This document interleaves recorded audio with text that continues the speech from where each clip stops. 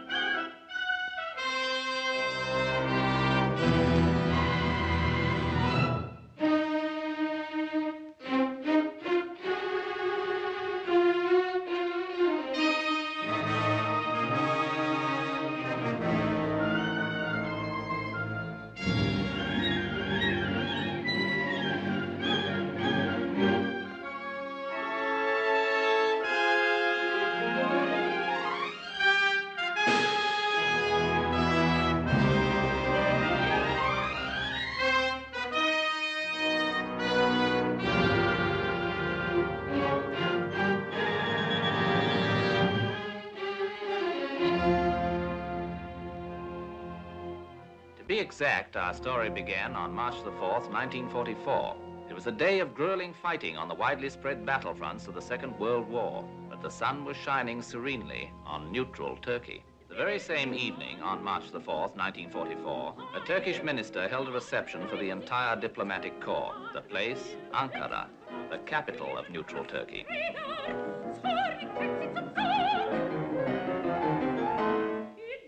If Excellency will excuse me, I have suddenly acquired a rather severe headache. I've had mine for some time. Perhaps from standing too much? From listening too much. Wagner makes me ill. Herr von Papen, I hope your country appreciates you. You are the only unpredictable German I have ever met.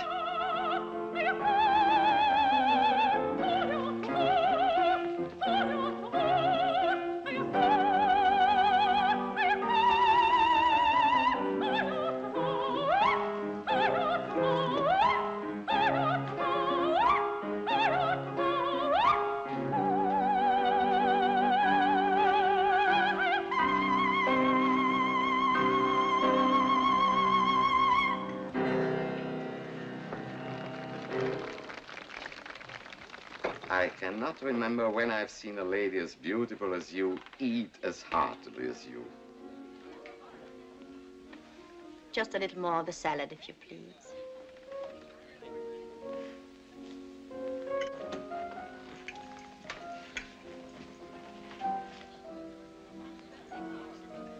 No one admires Turkish food more than I. Still, the prospect of actually dining from a buffet at a diplomatic reception. The number of actual dinners I eat these days is equal to the number of diplomatic receptions to which I'm lucky enough to be invited. Champagne? I have beer, thank you. I've often wondered, Countess, why did you leave Warsaw? Bombs were falling. I felt I was in the way. And why did you come here? You and your late husband had lived so long in England, you had many friends there. I did not consider being bombed in London more attractive than being bombed in Warsaw. You could have returned to your own country, to France. As the impoverished widow of a pro-German Polish count, it would have required courage. I have none. You could have counted upon our protection. I understand you are now protecting my estates and all of my possessions in Poland. Who has them? Field Marshal Goering, I believe. At last. Many of our German friends before the war would come as our guests to hunt wild pig. I refused to invite Goering. I couldn't tolerate his killing a wild pig. It seemed too much like brother against brother. Bon appetit, madame. As always, I've enjoyed. Herr von Papen. Yes. Herr von Papen, I need money. These must be difficult times for you, I know. Please don't be diplomatic for just a moment. You can help me. Nothing would please me more. If I can. I want back what belongs to me. Unfortunately, there's a war. After the war, then? I can give you every assurance. But in the meantime, I can be of service to you, to Germany. If I can prove my worth, then afterwards it would be easier. How would you go about proving it? Loan me the means to live again, here in Ankara. Advance it to me. I can more than make it worth your while. You of all men must know what a font of knowledge a clever hostess can become. Countess Stavisca, are you suggesting that the German government set you up as a spy? I'm suggesting that I can earn my keep. It's a sordid, unrewarding business. Sordid, but not unrewarding. In terms of money, perhaps. What other terms are there? I'm sorry. I'm afraid it's quite impossible. What am I going to do, then? Call upon your friends. I have none that I want. And those who want to be, quite frankly, cannot afford it. I beg your pardon. Yes? Excellence, the British ambassador has just driven up. So soon? Perhaps we can talk longer at the next reception, madame. And it's my turn to arrive for the last half of the evening. One thing about being a neutral, I can come early and stay late. And perhaps continue our conversation with the British ambassador?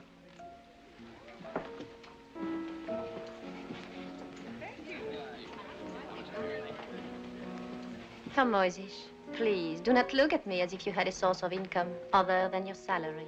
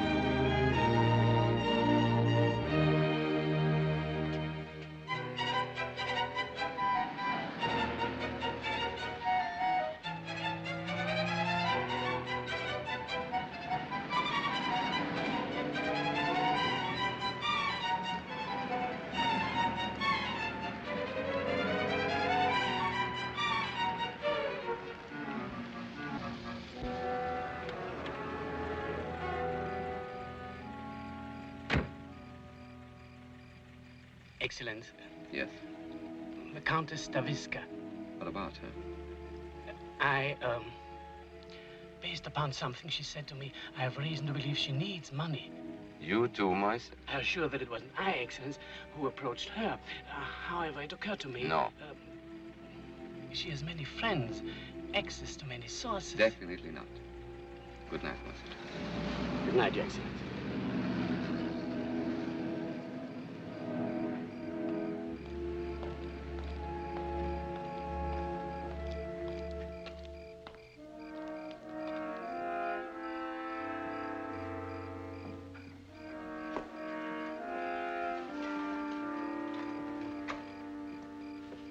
Whatever you do, don't raise your voice. Who are you? Take me to your office. What do you want? Let's get out of this light. Take me to your office. Don't be a fool, Moisich. I brought you the opportunity of your lifetime. Choose right now. You could be the envy of the German Foreign Service.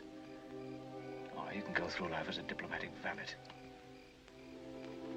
After all, what if I were a thief? What could I steal from you?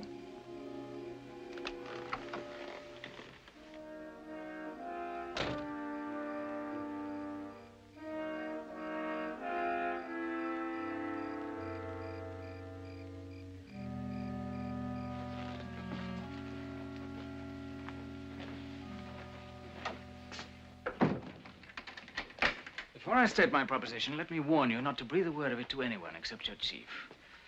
My life will depend upon your discretion. A responsibility I do not choose to accept. I'm afraid you have no choice. Your life will depend upon it, too.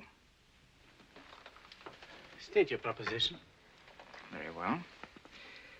Certain British documents, classified as most secret, have come into my possession. Military and political documents of utmost value to your government. I'm prepared to sell them. The price is £20,000. English pounds sterling. 20,000 pounds. Who are you? I'm a spy, obviously. And this is your life work, espionage? Not exactly. But I have spent a lot of my life preparing for this day. To my knowledge, no spy in history has ever been paid 20,000 pounds for any information. No spy in history has had to sell what I have to sell. Besides, spies are notoriously poor businessmen. Most of them are professional patriots, frustrated liberals, or victims of blackmail. And in all such cases, the emotional involvement weakens their bargaining position and destroys sound business judgment. Would you consider it a sound business for the German government to pay 20,000 pounds to an unidentified amateur for a set of so-called secret documents? Not so-called, not secret. Most secret, top secret. I'm sure they are. And now I have more serious matters to attend to. I'll have an attendant show you out. Moisich. It appears I'm a thing for both of us. First, you'll inform Herr von Papen of my offer. Naturally, he'll have to check with Berlin. I'll give you 3 days to consider my proposition. On the 7th of March at 3 in the afternoon, I'll telephone you here and ask if you've received a letter for me. I'll call myself Pierre. If you say no, you'll never see me again. If you say yes, it'll mean you've accepted my offer. But I must have more information. If you accept, I'll return at 10 o'clock that evening. You will then receive 2 rolls of film containing photographs of the documents. I will receive from you the sum of 20,000 pounds in English banknotes of small denominations. Should you approve of my first delivery, you can have more. For each subsequent roll of film, the price will be 15,000 pounds. Is this all clear? It is not at all clear. What are the documents? What do they contain? I hadn't thought to bring samples with me. But for one thing, the English have been discussing with the Turks their possible participation in the war. A matter of pure supposition. I have the minutes of their secret talks. Herr von Papen would find them enlightening and frightening. What else? The latest Allied timetable of the shuttle bombing of certain Balkan targets. Where and when and by whom and by how many. Go on. The secret minutes of the Tehran conference. What else? Don't be greedy, Moisich. What do you expect for 20,000 pounds? How did you obtain such information? That is no concern of yours, nor is my identity. And please do not have me followed. You Germans have no talent for it. You keep wanting to get ahead of the people you follow. Destiny has held out its hand to you tonight. Take it and hold on. Good night, Moisich.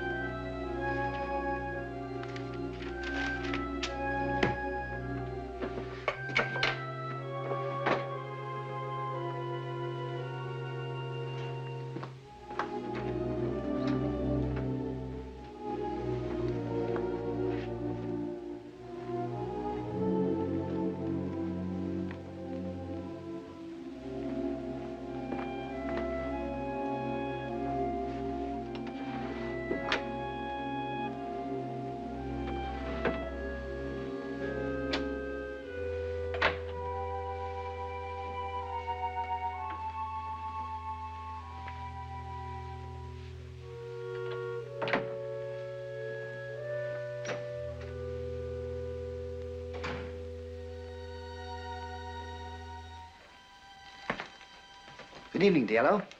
Pleasant reception, sir? Diplomatic receptions are never pleasant. Necessary and unnecessary, successful and unsuccessful, or non-committal. The faces may be pleasant, but never the motives. Thank you, sir. Oh, speaking of pleasant faces, weren't you at one time in the service of the Countess Stavisca? I was valet to her late husband, the Count, when he was attached to the Polish embassy at the court of St. James.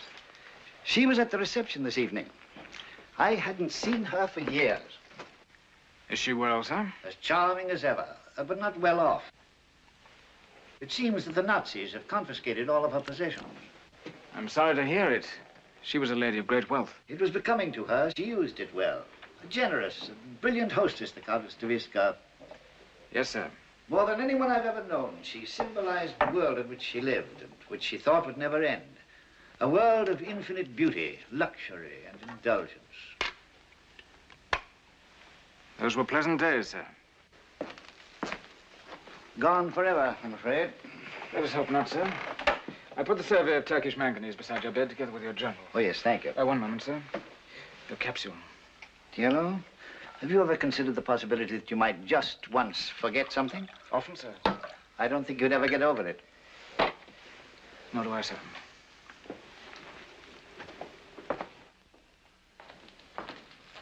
Good night, Diallo. Good night, Your Excellency.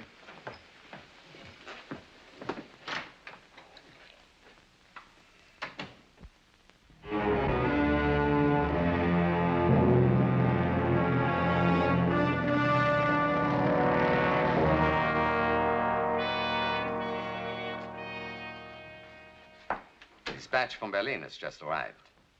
Transaction approved. Take every precaution. Essential you determine identity of agent.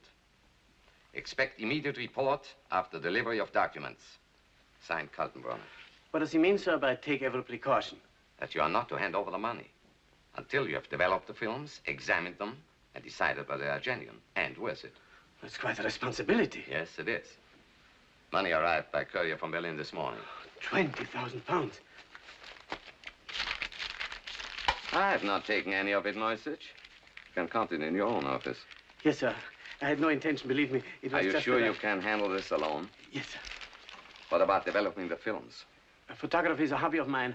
I have used the darkroom often. Good. The fewer people who know about this, the better. Particularly if this fellow makes fools of us. Personally, I sense something bogus about the whole affair. The man may be a clever swindler, perhaps even a British agent trying to plant false information on us. What was your impression of him, Moisich? Well, sir, I pick him to be a highly trained special agent, perhaps a Foreign Office careerman. British, of course. An Oxford-bred aristocrat, if ever I saw one. You know the type, sir. Arrogant, spoiled, cynical, and completely decadent. Fantastic. By the way, a code name has been assigned to him. Cicero. He's to be referred to as Cicero. Cicero? The name is a personal choice of Herr Ribbentrop. Is it any significant, sir? None that I know of, except the surprising fact that Herr Ribbentrop has even heard of Cicero. Yes, sir. That's all, Moisich. Good luck. And keep your wits sharp. A great deal depends on you. Yes, sir.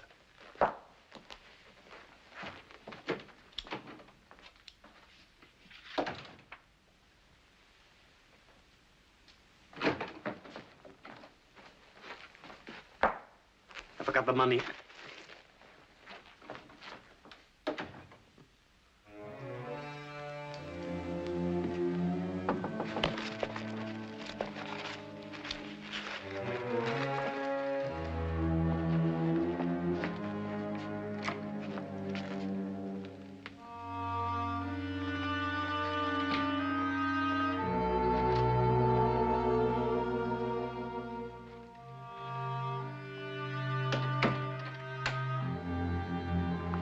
You have the money, I see.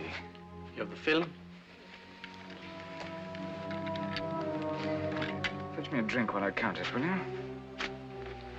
Scotch whiskey. I'm sure that you must have some.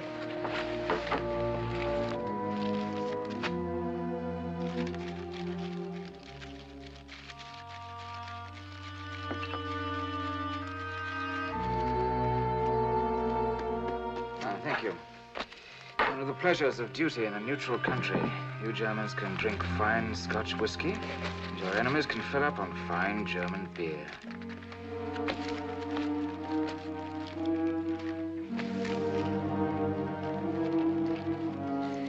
$20,000. Well done, Moisich. The film.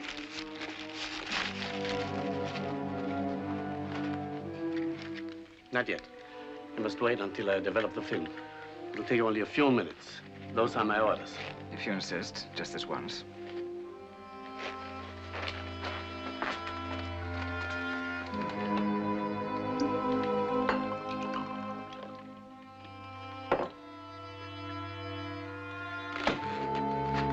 Are you going to develop the film yourself?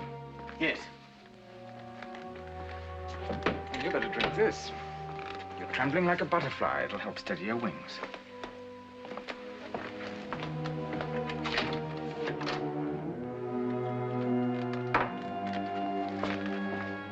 The door will be locked. I won't open it to anyone but you.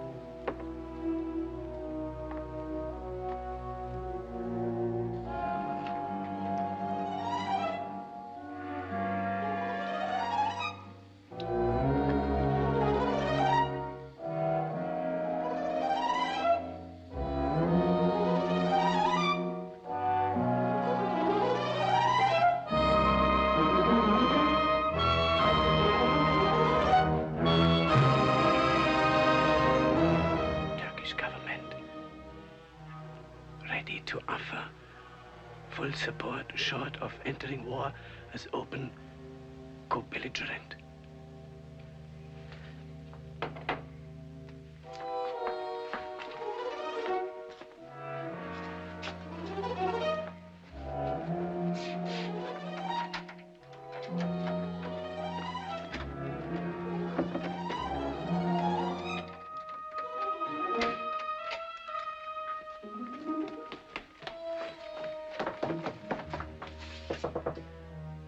Open up, Moisich.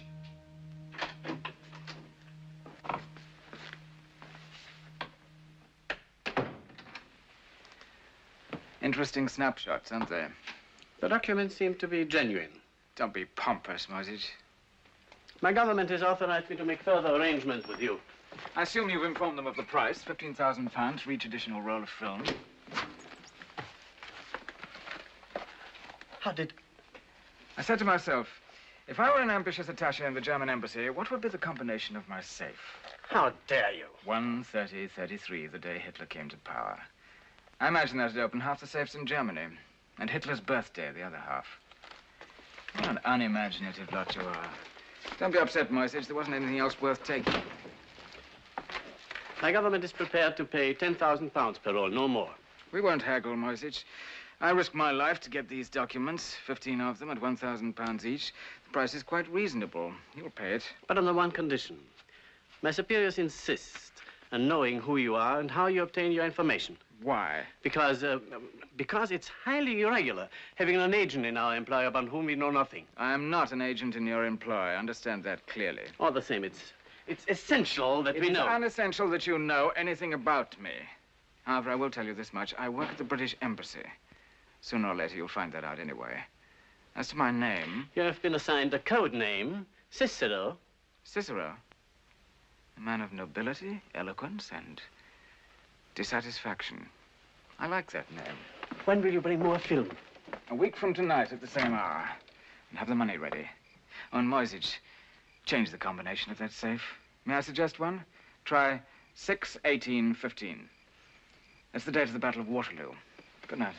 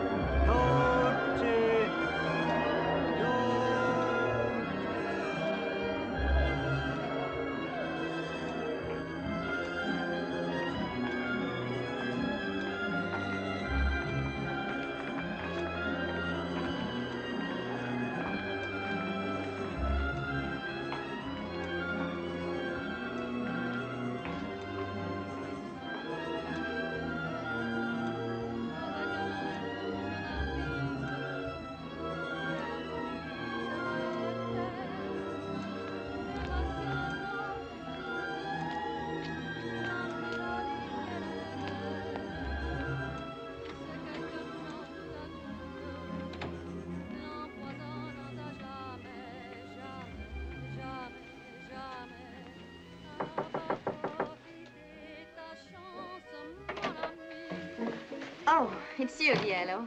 Do I disturb you, madam? Not at all. It's always a pleasure to see you. Come in. Take your coat off, sit down and gossip with me. Fortunately, I have a dinner engagement, but he's an undersecretary and used to waiting. Any particular undersecretary, madam? Undersecretaries are never particular, Diallo. Perhaps that's why they take me to dinner. It is far more likely that in madam's presence they feel like ambassadors. Of all the diplomats I've known, you're still the best. It is my good fortune that you've known so few valets. Diallo, please. I've spoken to you about this before. You're valet to the British ambassador, not to me. Now, sit down and tell me the gossip. Well, to begin with, the noses of the wives of the diplomatic corps, Axis, Allied, and Neutral, have been badly out of joint this past week. Due to? Due to the ease with which the Countess Stavitska once more proved herself the most radiant, beautiful, and sought-after lady in Ankara at last week's reception. Another of your unverified rumors. I was afraid madam would accuse me unjustly. I'm prepared to name my authority. Who? The British ambassador, no less. He spoke of your beauty and brilliance and hospitality, of how in the old days you were a symbol of everything worth having and wanting. A symbol of the good old days. That's me. The last of the lot. If I'm lucky, I'll get 1,000 lira. Diallo, will you take it to the pawn shop for me tomorrow? I couldn't face the haggling and whining. Perhaps it would be pleasant for you to go by yourself tomorrow. And bring back the jewels you redeem. I don't understand. Redeem? It's yours. £5,000. It's from me. From you? Is it a joke? It can't be real. There's nothing as real as money. But Diallo, I don't know when I could pay this back to you. I don't want it back. But I can't permit you to. What must be the savings of a lifetime? They're not my savings. I'm not a saving man. If you must know, a business venture of mine has paid off handsomely and gives promise of far greater profits to come. But what has it to do with me? I propose to advance you these £5,000 in return for certain favors. At the moment, this particular enterprise must remain highly confidential. The ambassador, of course, knows nothing about it, nor does anyone except my business associates and you. The profits will be exceedingly large. I couldn't possibly keep such sums at the embassy, nor do I want to draw attention to myself by depositing the money in a bank. But you could keep it for me. Well, go on. You could leave this grubby room, rent an attractive house, live as you please, entertain as you please. And how would all that be a favor to you? From time to time, I shall want to transact my business in privacy. Naturally, I shall continue to live at the embassy, but you would set aside certain quarters for me. I see. If all goes well, I shall have some £200,000 within 12 weeks. That's the amount I've set as my goal. And then? And then South America. To a new life, a new name. That, of course, will require certain papers of identity, passport, visas, letters of credit. You could be of great help in obtaining such documents for me. How? I'll explain that when the time comes. Is there anything else? Nothing? It seems little enough to ask for 5,000 pounds. Are you going to tell me what your business is? Sometime, perhaps, not now. I see quite a trust you put in me. If I were to be indiscreet, it would ruin everything for you. And for you, too. You seem very sure of yourself. I'm sure of you. Oh? For 3 years, I was valet to the late Count Stavisky. It is said that no man is a hero to his valet. It is also true that no woman is a mystery to her husband's valet. You know me that well? Well enough. The source of your money has never concerned you any more than the source of your electric light. They became worrisome only when they were shut off. Quite true. But there's pride. I have pride. A great deal I depend upon your pride. You'd find it intolerable to have it known that your wealth was the gift of a servant. Madam, you'll keep your mouth shut tight. Get me brandy.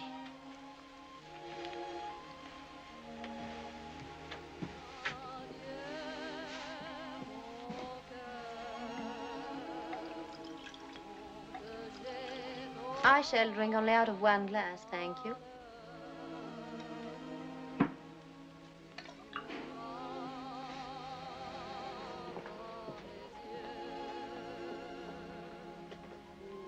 Dear Lou, do you know why I discharged you after my husband died? You said you'd be traveling and wouldn't need a manservant. That was a lie. Yes, it was. I let you go because you made me uneasy. You were much too clever for a servant. Too suave, too wise, too self-contained.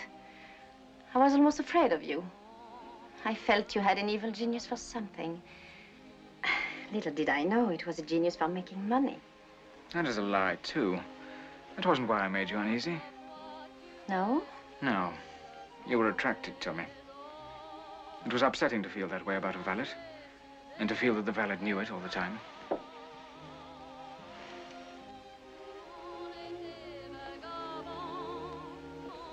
Anna, have I offended you? You'll soon be very rich. Everything worth having and wanting. He didn't say that about you, I did.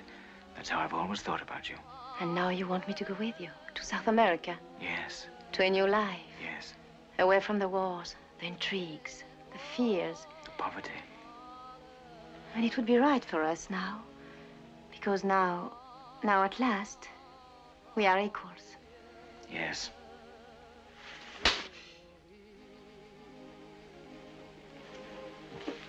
Where are you going? Madam has a dinner engagement, and we seem to have run out of gossip. I shall cancel the dinner, and we can talk business. You made me a business proposition. I agree to that part of it. As for the rest of the proposition, it's not an impossibility. It's merely an improbability, and above all, an impertinence. Because I addressed you as an equal? No, because you addressed me as a servant. Because in the manner of an inferior, you tried to buy something you didn't think you merited on your own. Now, let's get down to the details of business. As Madam wishes. My name is Anna. Yes, Anna.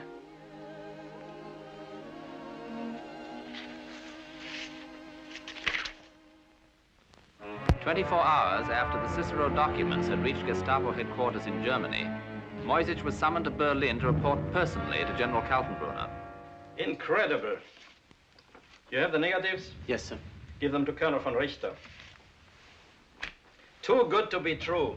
25 top-secret documents from an unknown agent. This has all the earmarks of a British trap. Sir. Yes? Ambassador von Papen requests me to report that in his opinion, the documents are genuine. I'm not interested in von Papen's opinion. I want facts, proof, conclusive proof. What's the real identity of this fellow Cicero? What are his motives, aside from the money? Does he have a confederate? You haven't answered any of these vital questions. Unhappily, sir, Cicero is most uncooperative. Teach him to cooperate. That's your job. What do you think of the information on the Tehran conference? Well, it looks authentic, but it's such high-level material that we have no means of verifying it. Exactly. And we can't act on what we can confirm. But there's one document here that can be confirmed, this. The operational plan for the shuttle bombing of Balkan targets. According to this, British heavies are going to bomb the Ploeshti oil fields on April 5th. If the raid takes place on schedule, that would serve to confirm the authenticity of the other documents. Good point. Is it your intention, sir, to warn the Romanians? Of course not. What purpose would that serve? Have you made another rendezvous with Cicero? For next Thursday evening. Very well. You fly back to Ankara and keep that appointment. But try to get some facts on the man. Tell him we can't keep paying out such sums of money unless we know how he gets his information. I do my best, sir. Try to do better than that. Yes, sir. This is your responsibility, Moisic. I warn you. Yes, sir.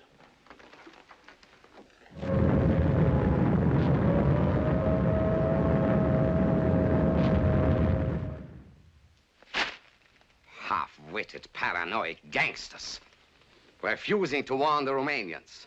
Thousands of dead, millions of gallons of precious oil and gasoline gone. Because Kaltenbrunner and von Richter can no longer admit that anything in the world is genuine. But surely the air raid will convince them. Even if it does. Now, they can't admit it. But if Ribbentrop found out Kaltenbrunner made a mistake, and if Goebbels found out about Ribbentrop, and if Himmler found out about Goebbels, Moisic, it's time you understood. We represent a government of juvenile delinquents. Yes, sir. Well, if Berlin doesn't know how to utilize Cicero, I most certainly do. Have you received an answer from the Turkish Foreign Office? Yes, Excellence. His Excellency will be unable to see you this evening. He's attending a reception. What reception? At the Countess Stavisca's, I believe. At the Countess Stavisca's? I shall be there myself, Excellence. What's all this about? Excellence was invited, but you declined. So I did. I didn't realize. For the Countess has found a benefactor after all. I wonder who. Oh, no, sir, not on my income. This could only happen in Ankara, and only to the Countess Stavisca. Last month's penniless. This month's, the Turkish Foreign Office supplies her guest of honor. Call the Countess. Say I find myself free this evening after all, and would be delighted to attend.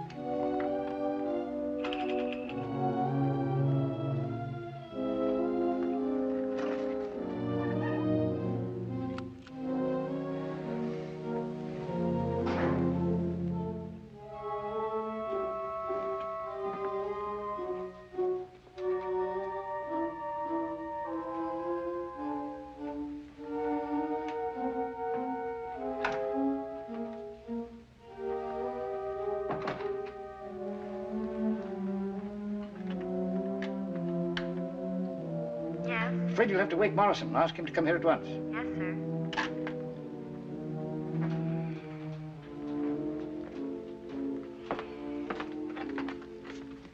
Will you change back into your jacket, sir? Thank you, dear.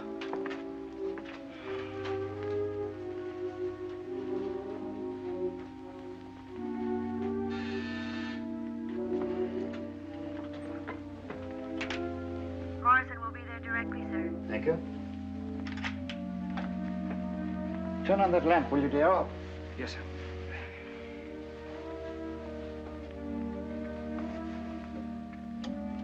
Oh, this bulb must be burnt out, sir. I'll have it replaced.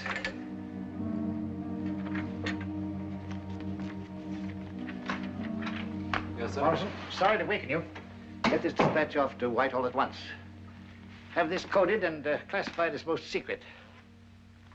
Upon representation from Turkish Foreign Office, there is strong reason to believe... Yellow, will you shut the door, please?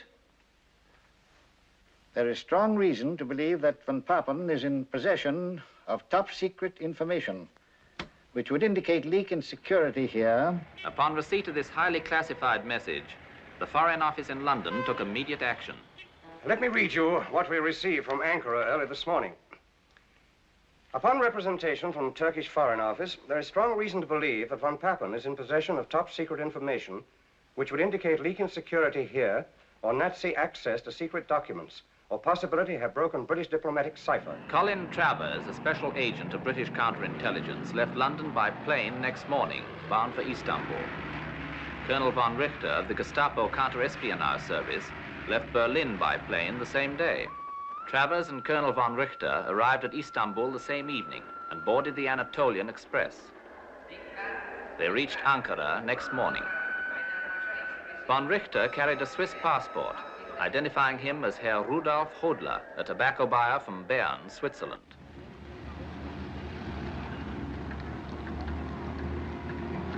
He was met at the station by a Gestapo agent named Siebert and immediately escorted to the German embassy to confer with Herr von Papen.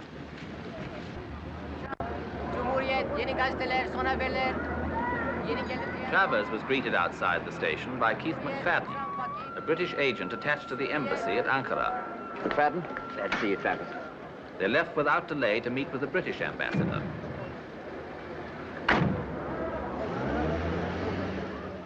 To begin with, sir, I think we must assume that the source of information to the Nazis is someone here at the embassy.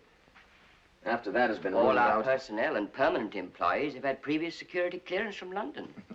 I've never known a self-respecting spy without a security clearance. Where do you store classified information, sir? Right there in my safe and in the first secretary's. What about the code room? On the guard day and night. Don't you think it most likely, sir, that this lamentable lapse in security was due to some unintentional slip of the lip at some party or reception? My lips are not in the habit of slipping, Mr. Travers. Nor do I imply that they are, sir. But our material does pass through other hands. It might pass through other lips. Now, McFadden was telling me about an unattached lady, a certain Countess Staviska.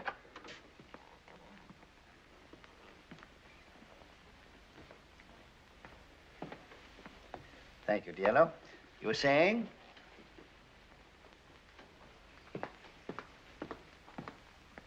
A certain Countess Staviska. It seems she's quite recently and suddenly begun to entertain informal, gay little gatherings. I assume some of our embassy personnel have attended from time to time. The Countess has a wide circle of friends, which I'm happy to say has included me for some time. That circle, no doubt, would also include Herr von Papen and his associates. Mr. Travers, the Countess is doing her very best, I assure you, to live neutrally in a neutral country. Under the circumstances... According to Mac here, her circumstances have taken a startling change for the better. Does anyone know the source of her sudden good fortune? I cannot see that it concerns anyone but the Countess Staviska. And I certainly cannot see what the source of her income has to do with our problem. Now, I'm probably just a gossip at heart. Maybe that's why I like my work. Counter-espionage is the highest form of gossip. It is obvious that Ciso is paying the bills for the Countess. Why else would he choose her villa for his next rendezvous with Moisich? What a strange and sudden and perfect relationship. Too strange, too sudden, and too perfect. The unknown Cicero and the well-known Countess. Well-known for her anti-German sentiments. Yet only recently, she pleaded with me personally for an opportunity to work in our interest. The suggestion of British intelligence, no doubt. Colonel von Richter, just what will convince you that Cicero is what he says he is? A spy, selling us genuine documents of great value for a great sum of money. I've come here to convince myself, Herr von Papen, one way or the other. A talk with Cicero might help. Moisich, when do you meet him next? At the villa, next Thursday evening. Then you will arrange for Mr. Hodler, the Swiss businessman, to be present. My incognito. I think it's preferable that Moistic remain our only contact with Cicero. I'm afraid you do not understand why I'm here, Excellence. I've come to Ankara to relieve you of all responsibility in our relations with Cicero. I cannot be relieved of that responsibility, except by the order of Foreign Minister Ribbentrop. General Kaltenbrunner expressed the hope that you would not force him to bypass Herr Ribbentrop and bring the matter directly to the Führer. What further instructions has the Gestapo for me? In the future, all documents from Cicero will be sent directly to Berlin. Those which General Kaltenbrunner feels are pertinent to your diplomatic mission will then be transmitted to you.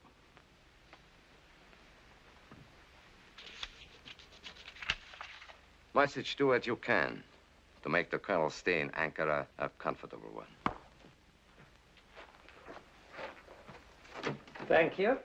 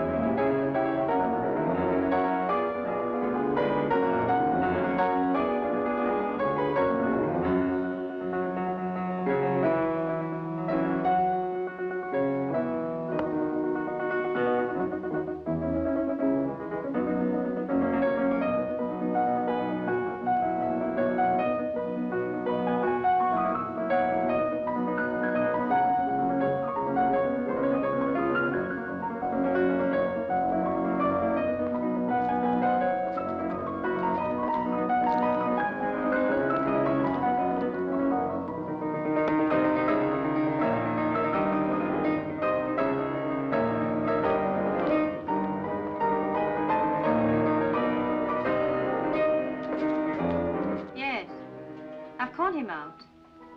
Yes, of course. Oh, Monsieur Hodler, there's a gentleman here who wishes to see you privately. You had a business appointment, I believe. I believe so. I'll take you to him. I'm indebted to Herr Moisich for suggesting that I ask you to our little musical evening. Oh, the honor is mine, madame. I hope you haven't found it too subdued. On the contrary, it's been exactly as I would have wished it. Have you known Herr Moisich long? We have been business associates for some time. Are you, too, a diplomat, Monsieur Hodler? I suppose you could call me a middleman. There are so many Swiss middlemen. Seems to be a national occupation. What could be more natural? After all, we Swiss have been in the middle for hundreds of years. Come in. I'll see that you're not disturbed.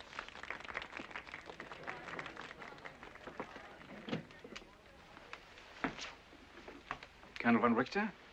Sit down, please. Moisich tells me you're to be the new intermediary. That's correct. Sent from Berlin by General Kaltenbrunner, I should imagine, to see to it that von Papen keeps his hands off the information I supply. Havanas, the finest money can buy. I approve of the change. Moisich is conscientious, but not very bright, and too well known in Ankara. It'll be safer for me to deal with you. Your security is a matter of grave concern to us. I'm happy to hear it. I share your concern. For this reason, I must ask you about the Countess. Have you told her who I am? Of course not. Does she know the nature of your business? No. Then, just what is her relation? My dear Colonel, I did not invite you here to discuss my private affairs. We have some business to transact. Did you bring the money? As always, you will be paid after we have developed the film. During the past 6 weeks, I've sold Moisich 50 photographs, all of genuine secret documents. That's proof enough of my good faith. Henceforth, you will pay on delivery. The money? Possibly you're no longer interested in the strategic plans of the Allies for the entire Mediterranean area. You mean a second front? I do not know the number of the front. I do know that in these documents, Mr. Churchill keeps referring to the soft underbelly of Europe. Of course, I could take the film to von Papen and ask that he himself query the German High Command as to their interest. Very well. Why, you had it with you all the time. Who are you, anyway? If I told you I was, let's say, the valet to the British ambassador, would you believe me? Certainly not. You see? Then at least satisfy my personal curiosity on one point. Why are you selling us information? I thought that was self-evident, for money. But you must have some other motive. Perhaps you share our disgust with British decadence, or our faith in the future of Germany. Colonel von Richter, if I have a disgust for anything, it is poverty. And if I have faith in the future of anything, it is in the future of money. But I cannot understand why, on the one hand, you sell us information which will help us to win the war, and on the other hand, you insist upon being paid in money with a very dubious future, British pounds. What makes you think Germany will win the war? Apart from all other considerations, apparently you attach little importance to these documents. In the first place, I cannot sell you the ability to make proper use of the information I get for you. In the second place, by informing a man about to be hanged of the exact size, location, and strength of the rope, you do not remove either the hangman or the certainty of his being hanged. And now I'm sure you'll want to rejoin your friends. 1 week from tonight, at the same hour, I shall have more film for you. Good night. Good night.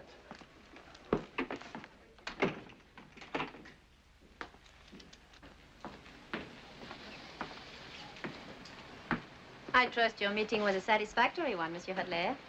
Quite satisfactory, thank you, madame. And that you will honor us again soon. The honor will be mine, madame. Good night. How charmingly you Swiss click your heels. An old Swiss custom? Good night.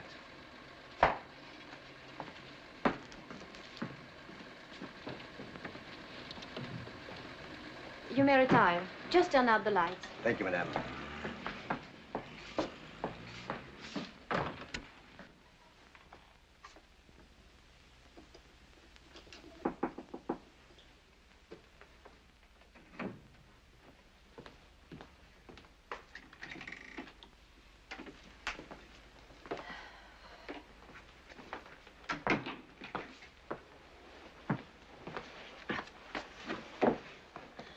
Profitable evening?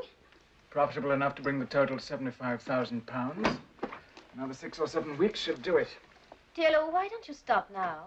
Why go on playing with fire? What makes you think I am? Oh, don't treat me like an idiot child. Your friend Hodler, he isn't Swiss. Oh? I know a Prussian when I see one. Does it matter to you? Your safety matters to me. So many people are concerned about my safety. I never felt more secure. Well, I don't. And my security depends upon yours. Forgive me. I keep thinking of myself as a man. I keep forgetting I'm a valet who pays dividends. Must you leave so soon? I mustn't stay away from the embassy any longer than necessary. I can't see why a man as rich as you should go on pressing the trousers of the British ambassador. That's where I get my money. I steal the loose change from his pockets. No, before you go, Diallo, get me a drink. Will you?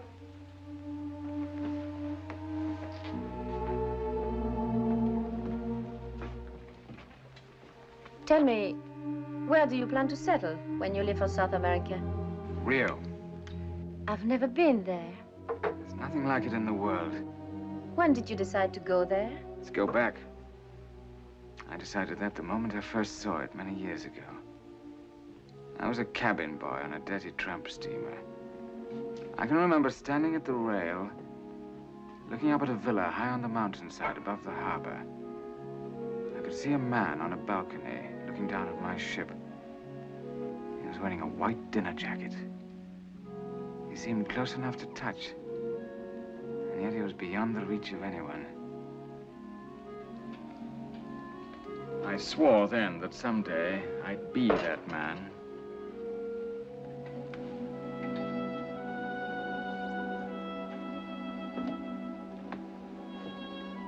You might find Rio de Janeiro not to your liking. Do you have a nationality, Diallo? Most people are born somewhere. You're not a native Englishman. What are you? Albanian, English by adoption. You're the only Albanian I've ever known. If you know one, you know them all. I ran away to sea when I was a boy. And then? Finding myself in England, it seemed profitable to become a gentleman, so I went into service. As you have pointed out, I'm not yet a gentleman. But I am the best of the gentleman's gentlemen, which reminds me the ambassador will be wondering what has kept me. What will you tell him? That I was detained by a Turkish chambermaid. He might not approve. Why shouldn't he? Only a woman of my own class would want to detain me, and only a man of my class would permit her to. Diallo. Yes, Anna? On the contrary. I think I'll find Rio de Janeiro very much to my liking.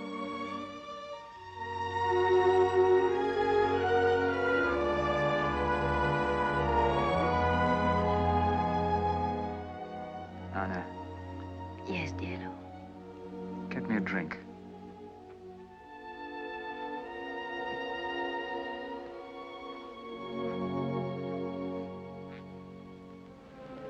During the next 5 weeks, Cicero sold the Germans 35 top-secret documents, which brought his growing fortune to £155,000 sterling. The Germans were informed of every secret word the British ambassador set to paper, every secret conference, every secret pact. And yet, despite the unerring accuracy of the information gathered from the Cicero documents, German intelligence refused to act upon it, out of fear that Cicero might be a British plant. As for the British, they had failed to uncover any breach in their security. Travers grew increasingly certain that his first assumption must have been correct, that there was no spy to lay hands on. And so in your 3 years as her husband's valet, I'm sure you learned more about them both than we could in a lifetime of investigation. Infinitely more, sir. I respect your reluctance to discuss the private affairs of a past employer. It's also reassuring to me, personally. But, Diallo, we are at war. I understand, sir. Tell me, did you ever have occasion to hear the Countess express sympathy for the Nazis, privately or openly? To my knowledge, sir, the Countess never spoke of countries, political parties, or groups. The world to her was made up of individual people she either liked or disliked. Would you consider her to have been pro-German? The Countess was capable of being pro-anything, if it made for a congenial dinner party. Then would you consider it possible, under certain circumstances, for her to have become a German agent? Only for money, sir. Of which she has suddenly acquired a plentiful supply? I know nothing about spies, of course, and the way they function, but I can remember that the Countess had a remarkable talent for receiving confidences from important people. The Count always relied upon her for a great deal of information that was otherwise unavailable to him. Thank you, Diallo. That's all. Thank you, sir. I'll be dining at the American Embassy. You may take the evening off. Thank you,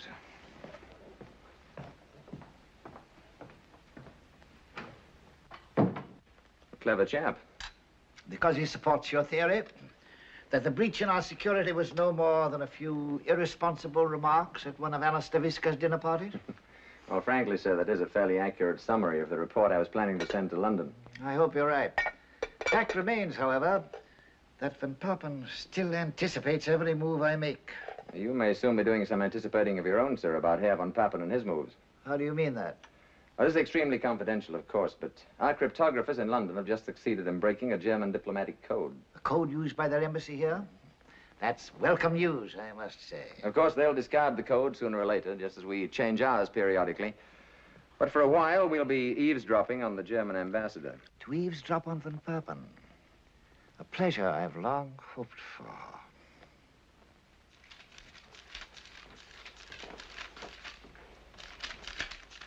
Nervous, Colonel? This house is far too dangerous a meeting place for us. I wouldn't be surprised if the British were watching it. I haven't yet, but they will soon. They suspect the Countess is a German agent. Are you serious? And all the while you suspected she was a British agent. Amusing, isn't it? Not at all, and under the circumstances we shouldn't have met here. From now on, we won't. Do you know the Aslan Hane Mosque in the Old Quarter? Moisich will find it. We'll meet in the entrance of it a week from tonight at the same hour. Be sure to take your shoes off. The Muslims will resent it if you don't. Childish. To them, no more childish than you're resenting someone's hat being on in church.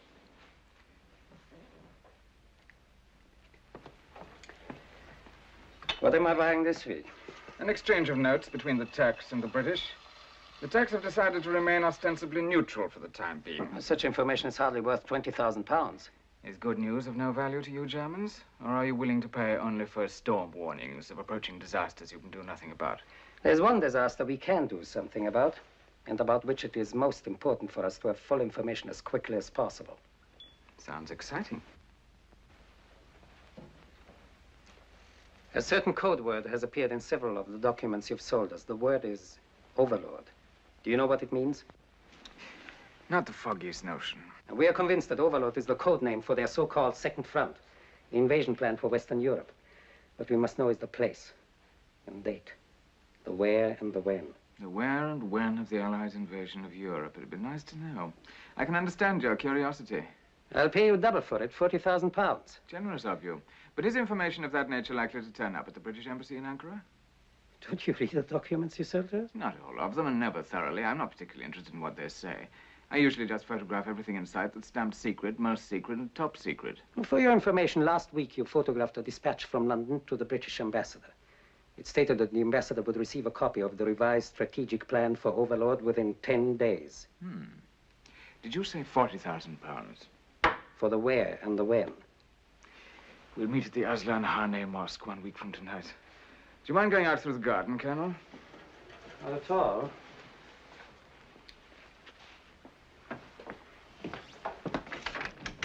You and the Countess must be running out of small talk anyway. Good night.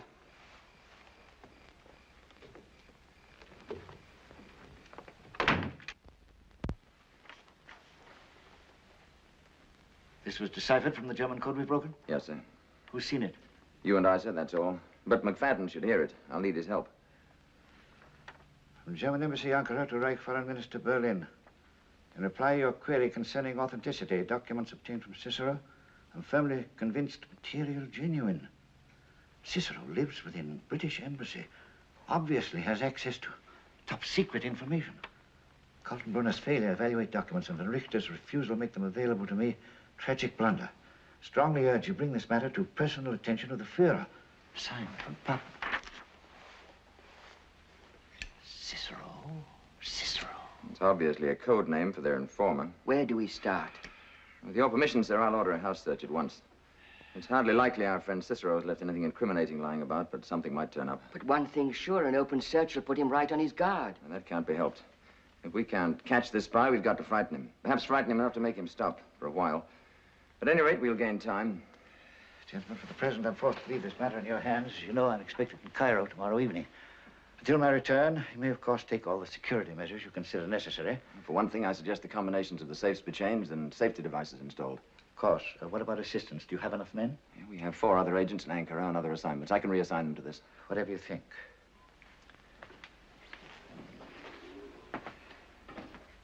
Tell me, Travers, do you have any idea who it might be? A dozen members of the staff have access to classified material. Code clerks, attachés, undersecretaries, first counselor, and so on. McFadden, you, and I. In short, Cicero could be any one of us. Yes, sir. Any one of us.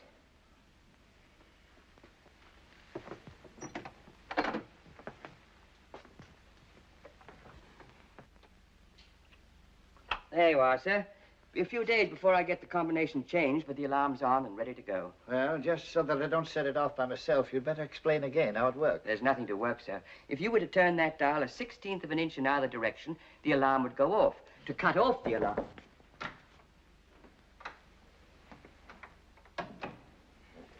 I'm sorry to disturb you, sir. Shall I pack your uniforms? I won't be needing them, thank you, Diallo. Very well, sir. I'll close your bags. And by the way, don't be upset if Mr. McFadden should ransack my quarters while I'm gone. There'll be no need of that, I'm sure, sir.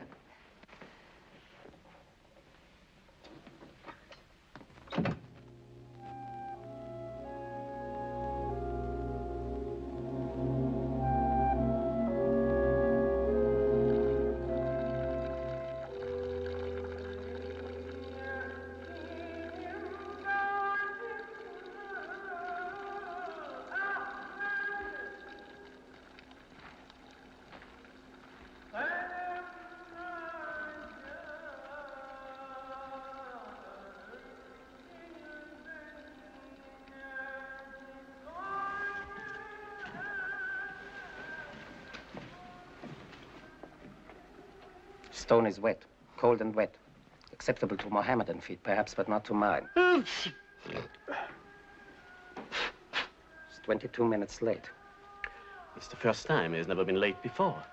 And you say he hasn't been to the villa all this week, hmm? Siebert has kept a day and night watch. Cicero has not appeared once. And the Countess? She has not entertained. She has gone out a few evenings, alone. Cigarette. Can it be possible, sir, that the British have found him out? It can also be possible that the British have known about him all the time. Curious how easily Cicero acquired the documents he wanted to sell. And when only once we named the documents we wanted to buy, or mysteriously has failed to deliver it. That. What does the Colonel propose to do now? Precisely nothing. All spies in time outlive their usefulness. And I'm afraid, Moisich, that your friend Cicero has just about outlived his. If any.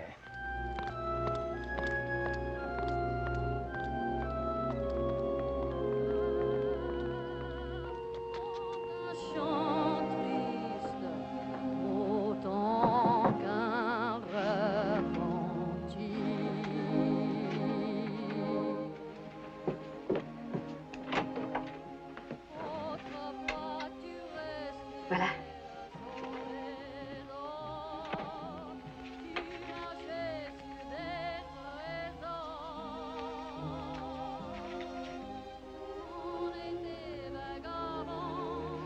Well done, Signora Antonini. It was nothing, Signor. One of my many pleasant wifely duties. How much did they cost? £5,000. Another 1,000 for a set of papers to go with them. Birth and marriage certificates, that sort of thing. And another 1,000 to help him forget all about us. Money well spent. What about the tickets? 2 first-class compartments in separate cars on the Istanbul Express, leaving tomorrow evening. And the ship? An Argentine passenger freighter sailing from Istanbul direct to Rio. When? Day after tomorrow at sundown. Now remember, you're to take no notice of me whatsoever on the train. When we reach Istanbul, we'll go aboard the ship at once. How did it go to the bank? The size of the deposit created quite a stir. The manager of the bank seemed extremely curious. But I managed to satisfy his curiosity on all points when he took me to lunch. And? He will personally expedite the transfer of funds. The papers will be ready tomorrow morning. How much did that cost? Another 1,000. And all of my powers of persuasion. This side of respectability. A little over generous, perhaps. Now, let's see. 5, 7, 9,000 for expenses. That leaves roughly 130,000 pounds in dollars, about 600,000 in Brazilian cruceros, about 11.5 million. Plus the 40,000 pounds you're getting tomorrow. I've pulled out of that particular transaction. The market's getting shaky. I've decided to retire. You have before you an Argentine gentleman of leisure about to take up residence in Brazil. I'm glad. We have more than enough anyway. We? We have more than enough? My dear Signora Antonini, where I come from, a man's money is his own. And if his wife is a good wife, he gives her some from time to time. Por supuesto, Roberto. Lo que tú digas. Will you miss being a countess?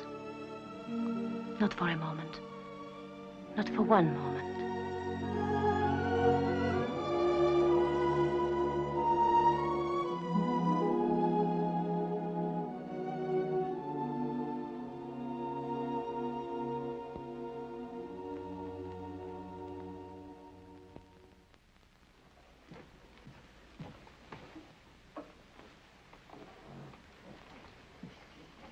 Yellow.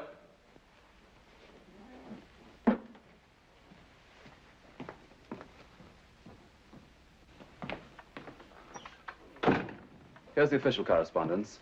The ambassador's personal mail. Will you keep it for him? I'm leaving for the weekend. Will His Excellency return tomorrow as he planned? Not till Sunday. I put a list of his calls on the desk.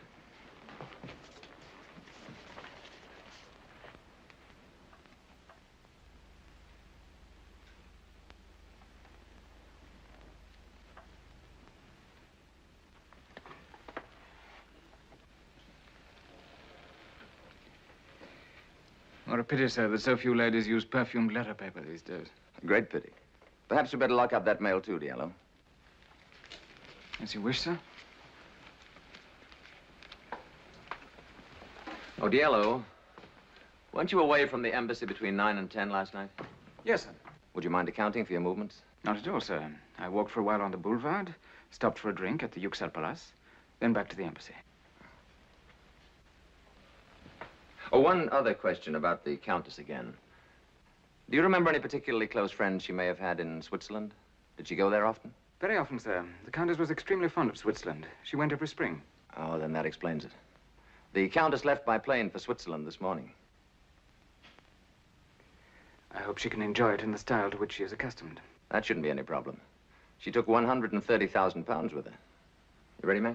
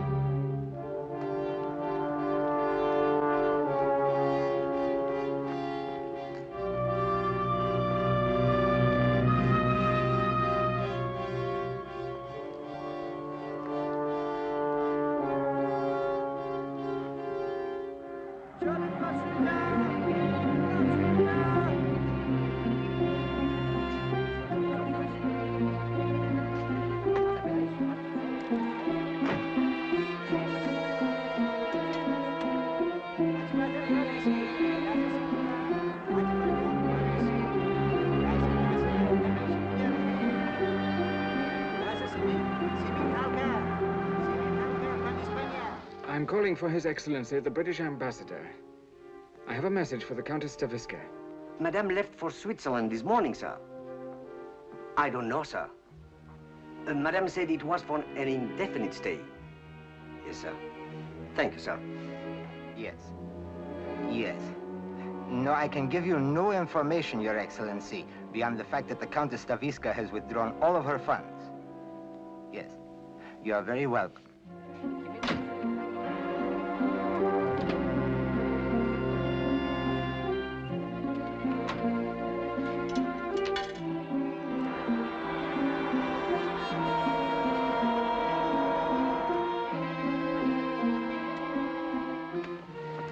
Yes.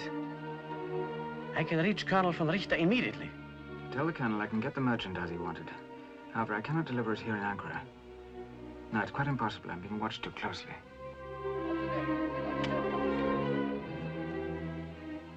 I shall have to ring off now. Tell the Colonel I'll arrange a meeting place in Istanbul. I'm leaving this evening. I'll call you at the German consulate in Istanbul tomorrow.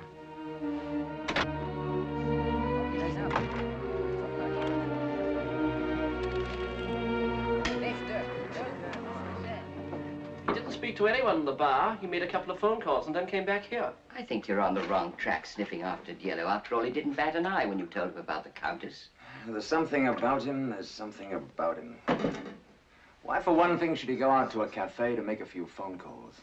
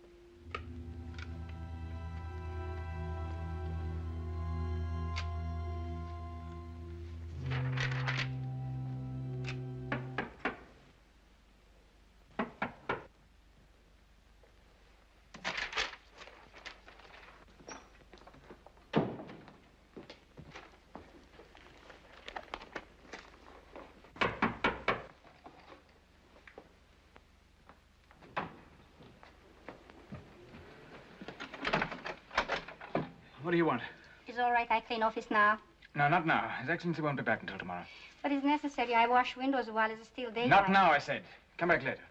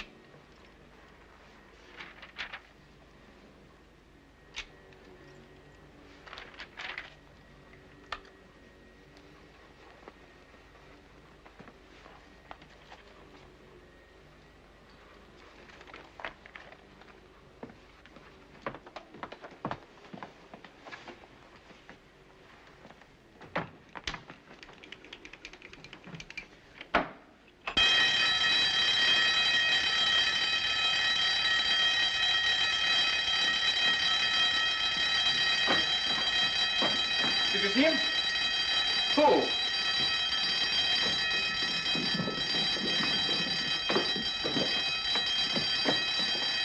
Turn off the alarm. Open it up. Yellow! Where's Yellow? He just ran out. Seemed to be chasing someone.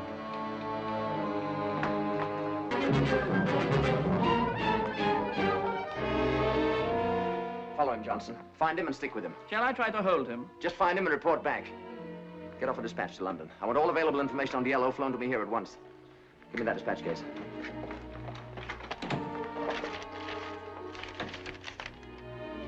Nothing seems to be missing here. How many letters have you there? 4. We locked up 5. That letter.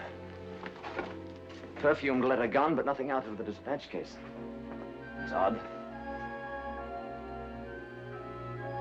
McFadden.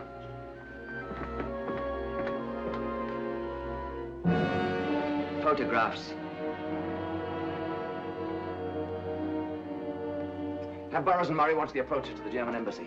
We've got to keep him from delivering that film. It'll be sticky grabbing him in public. Our Turkish friends might not like it. We can't kidnap him, McFadden. We'll have to kill him.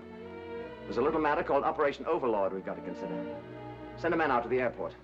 After Johnson gets back, you and I'll get out to the railroad station. Siebert, you and Stuyven take the train to Istanbul this evening. Mosic and I will take the plane. He's bound to be aboard one or the other. Shall we go armed, Colonel? Naturally. You're to protect Cicero from the British at all costs until we get that film. And after that? After that, Mosic, it will be up to Cicero to protect himself from the British and from us. That's all.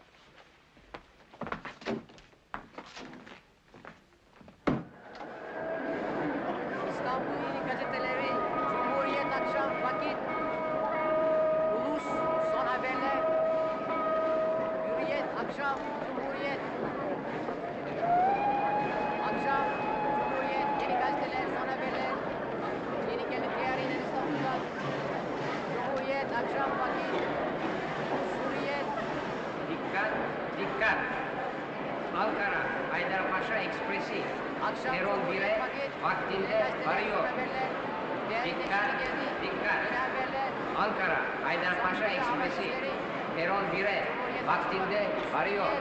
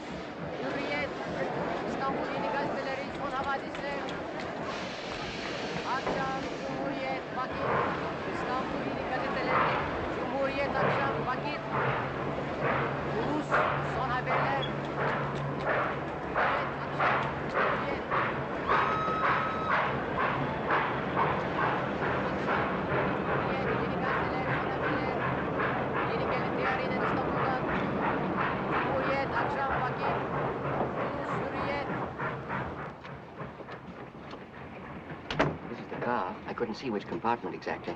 Try them all. Compartiment is bezet, meneer. Excuse me. C'est occupé. Pardon. I will not fail you, sir. This compartment is occupied, gentlemen. May I see your reservation? We didn't have time to get one. If possible, we'd like to purchase a compartment in this car. I'm sorry. There are none available. We'd be happy to make it worth your while. They're none available, gentlemen.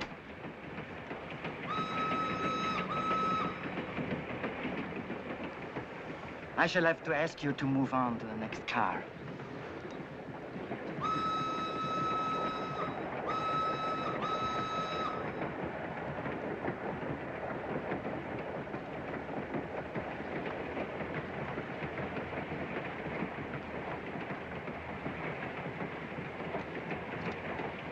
Might as well put that away and fill your pipe instead. There's nothing to do between here and Istanbul but see to it that none of them get off. Suppose the Nazis have already got the films? No.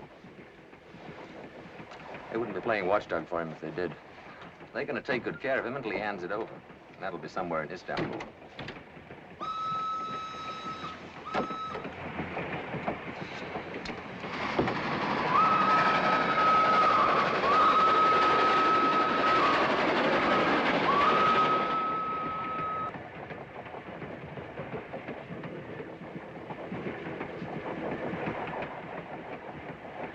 So by the time you receive this, my dear ambassador, I shall be far away from Ankara, far away from intrigue and uncertainty and humiliation.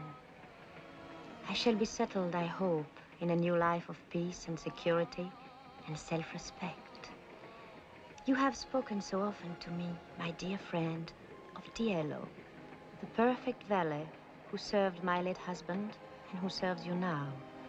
Surely I can offer no greater proof of my affection for you and my devotion to the Allied cause than to inform you now that your trusted Diello is a German spy. I know that both you and your government...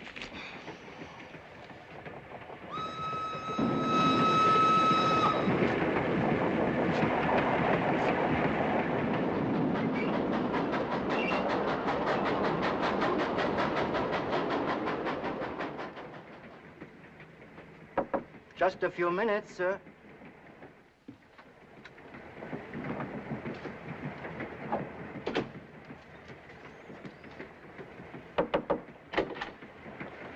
Good morning, gentlemen. Did you sleep well? I slept extremely well. Guards to the left of me, guards to the right of me. You are my bodyguards, aren't you? Or are you my assassins? We are to see that no harm comes to you from the British. Honored. It puts me right in a class with Norway and Denmark and Holland and any number of things you're protecting from the British. And besides, if anyone were to lay a hand on me, I could expose and ruin this film in a matter of seconds. You are in no danger at all. We will stay at your side and see you safely to the German consulate. Don't be whimsical. I've come to give you a message from Moisage. Tell him he's to meet me at Hakim's restaurant near the Watchtower at 6 o'clock sharp this evening. We would prefer if you come to the German consulate at the same hour, if you like. No, thank you, although I'm tempted. So many more people go into German consulates than come out. I've often wondered what possible attraction could keep them there so long. We must have some guarantee that you have the film. I thought you were the silent partner. Here's all the guarantee you'll need. Don't unwrap it.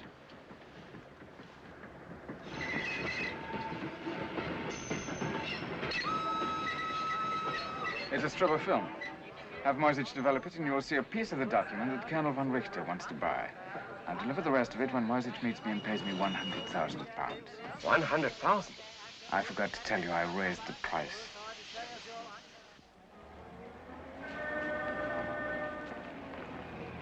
Ready, Moisich? Yes. Remember to be extremely friendly. Give him the money first. As soon as you have the other portion of the film, come straight back here. Yes. You know what to do after that. There is a problem of the Turkish police. It is hardly likely you will choose to kill Cicero on a crowded street or in the presence of a policeman. On the other hand, it is hardly likely he will go to the police himself, not with 100,000 British pounds in his pocket. Yes, sir. Now, good luck.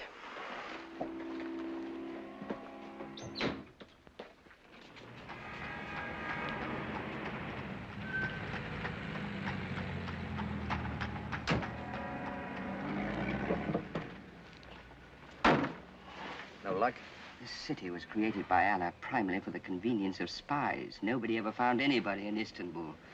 Anything going on here? Von Richter and Moisich went in. Likewise, our two playmates. Nobody's come out. Yet.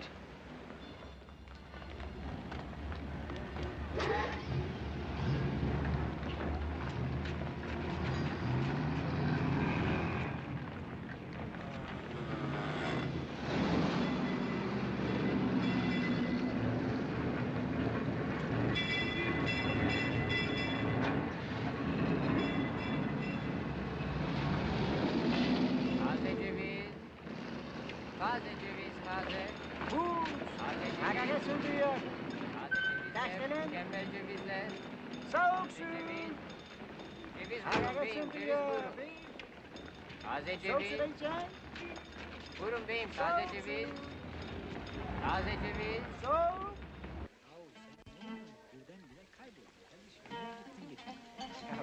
Kusura bakmayın çocuklar. Ben geçenlerde şeye gittim. Yok.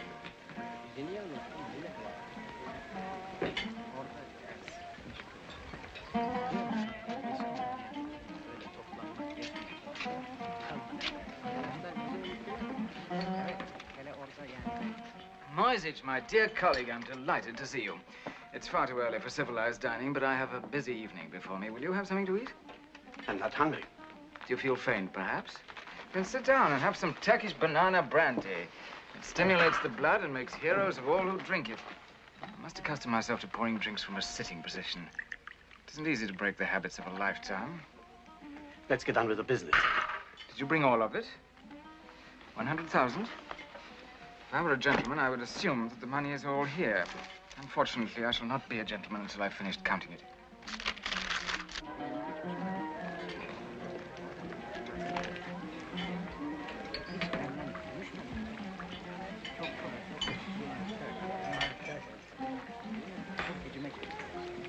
Do you speak English? A little. I'm looking for a friend. He may be in a private room. Do you have private rooms? He's occupied.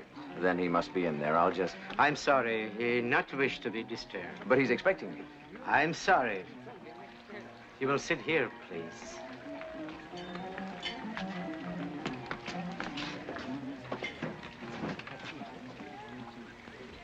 A time for using your wits and a time for blasting away for my We've no monopoly on blasting away in this room. Those two dim-witted supermen would drop us before we got clear of this table. But he may be handing over the films this minute. As of this minute, we don't want the films. They're worthless. Plans can be changed, you know. We want Cicero, and we want him alive, so he can tell us just how much the Nazis have found out. Come to think of it, for exactly the same reasons, the Nazis must want him very much dead.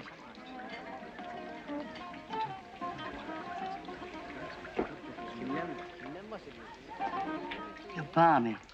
You're completely balmy. He'll jump at it.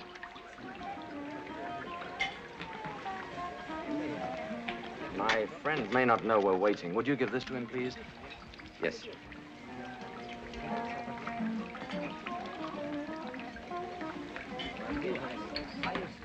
Abdi Bey, how can I ever thank you enough for your hospitality, courtesy, and kitchen? It is always a joy to see you, Diallo. It takes me back to old times.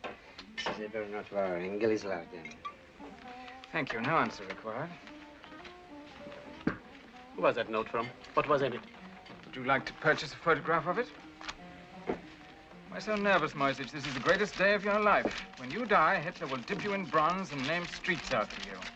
Can't you count a little faster? Haste makes waste. You've grown fond of me, is that it? You're troubled because you know that I haven't much longer to live. Those two men are here to protect you from the British. Which two men? I didn't say anything about two men. Really, Moisich, you and your guilty conscience and big mouth. Here's the film. Has it occurred to you that our roles are now reversed? That the British may try to kill you? How does it feel being me? Keep a stiff upper lip, Moisich. That's one thing I have learned from the British, the importance of an exterior.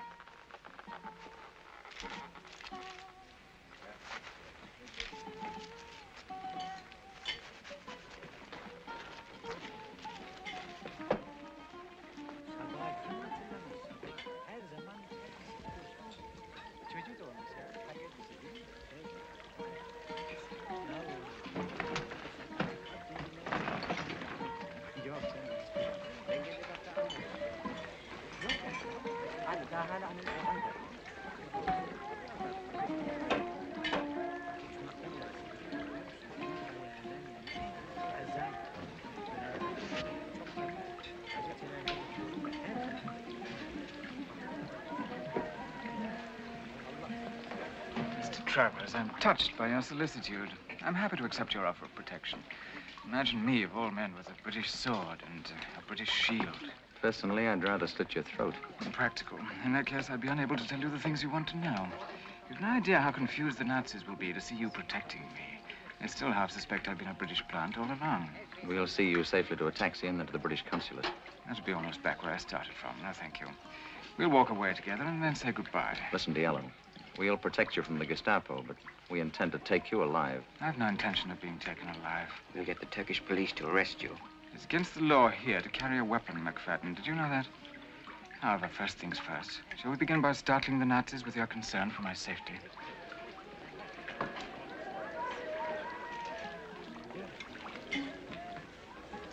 You seem to disapprove of me. You're the most cold-blooded thief, traitor, and criminal I've seen in a lifetime of looking at human trash. What a pity. I rather hoped I'd look like a gentleman.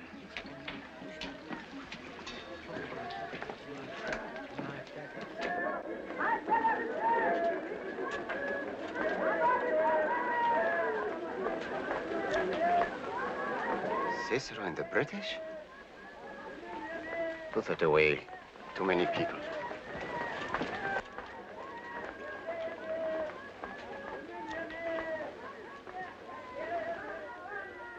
عجبتم كويس بيم ثاني اسبانيا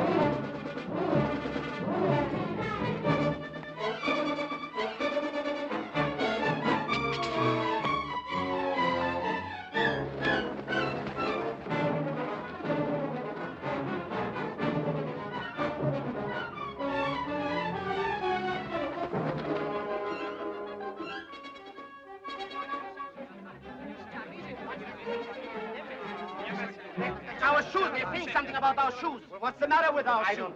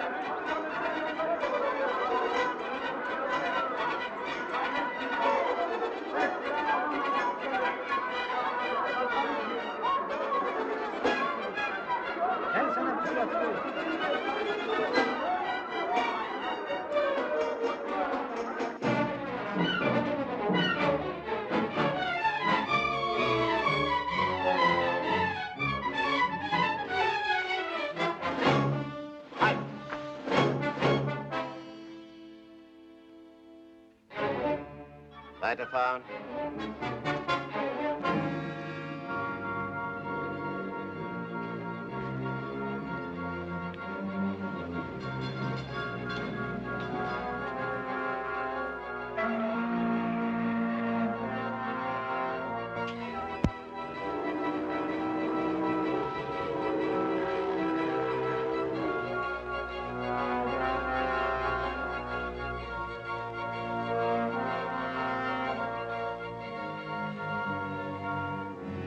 You must believe me, Colonel. The British held us off. They were protecting him. Nonsense. But they let him get away, sir.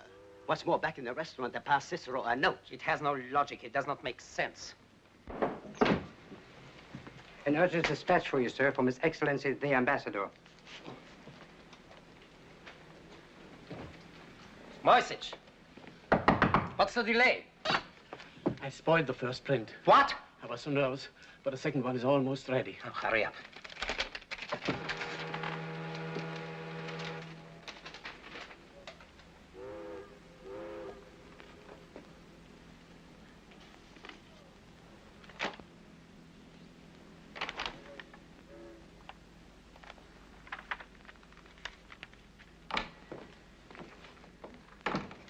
Here it is, sir. They fit together perfectly. D-Day for Operation Overlord is tentatively set for early June, along the coast of Normandy and Cherbourg Peninsula. Carl, did you hear it? Yes, I heard. Now you hear this. An urgent dispatch from von Papen. I've just received personal letter from Countess Anna Stavisca, naming Cicero as British agent. I'm unable to corroborate the accusation because Countess has left country. But in view of her past efforts to ingratiate herself with us, I'm compelled to believe her charge is true. I don't believe it. I've always believed it from the first. I told you so. I know the British and their childish tricks. I don't believe it. The earlier documents, they were genuine. Events proved them genuine. Of course, they had to be, so that we would swallow that big lie, that one. I nearly paid with my life for this. I knew it. I knew it all along.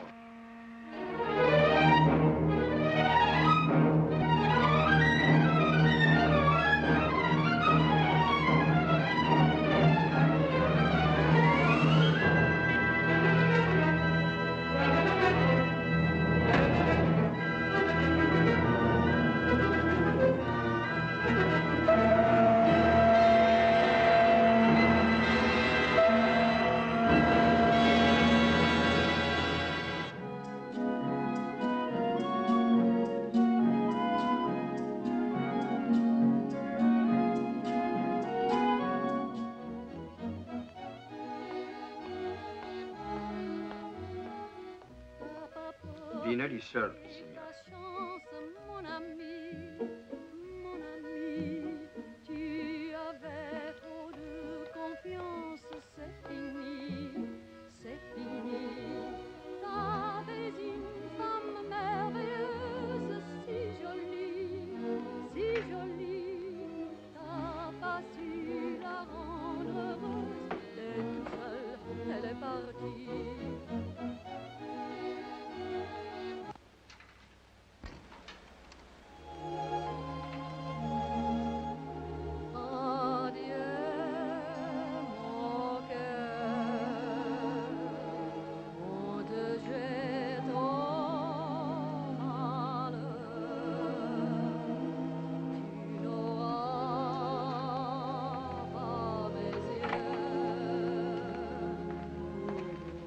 Two gentlemen have come to see you, senor.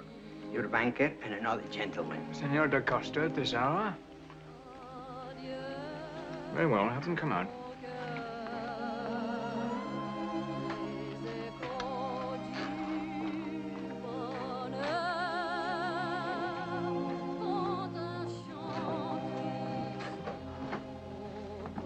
Senor da Costa, an unexpected pleasure. Senor Antonini, please forgive this intrusion. May I present my friend, Senor Santos? I'm honored, Senor Santos. I've looked forward to meeting you, Senor. Please sit down, gentlemen. Will you join me for dinner? Thank you, Senor. We have dined. Some wine, perhaps. Senor Antonini is already known in Rio for his exquisite taste in wine. Are you associated with the bank too, Senor Santos? No, senor. With the Brazilian Department of Investigation. Ah. Then I assume you investigate Argentine citizens who settle in your beautiful city. Among other things, yes. Have you discovered some irregularity in my papers? No, senor. Your papers are all perfectly in order. There is an irregularity, however, Senor. It is a matter of your account at the bank. Am I overdrawn? As of yesterday, I had approximately 7 million cruzeros to my account. I was referring to the bank draft with which you purchased this villa. As I recall that transaction, I paid the full sum in cash, 25,000 pounds sterling. That is correct. What seems to be the difficulty? The money has been returned. What on earth for? It's counterfeit. You have a distorted sense of humor, senor. The money is counterfeit. So is the money which you exchanged for Brazilian currency. It is all counterfeit. Believe me, senor, I do not wish to leap to conclusions. A gentleman of your obvious refinement, perhaps you are an unfortunate dupe. This currency has been in circulation for months, and the British authorities have only recently detected the forgery. I have samples here of every series in your possession. They are the most skillful facsimiles I have ever seen. Signor Antonini, I implore you to cooperate. You see, we know that these counterfeit notes were printed in Germany. The British have established that beyond the shadow of a doubt. And so far, they have turned up in 3 places. Here in Brazil, in Turkey, and in Switzerland. Switzerland? Over 100,000 counterfeit British pounds were confiscated there recently, in the possession of a political refugee, a lady. It would be in your interest to tell us where and how you got this money. Switzerland? Believe me, senor, this is no laughing matter. It is my unhappy duty to inform you that you are under arrest. Anna. I beg your pardon? Anna. Poor Anna.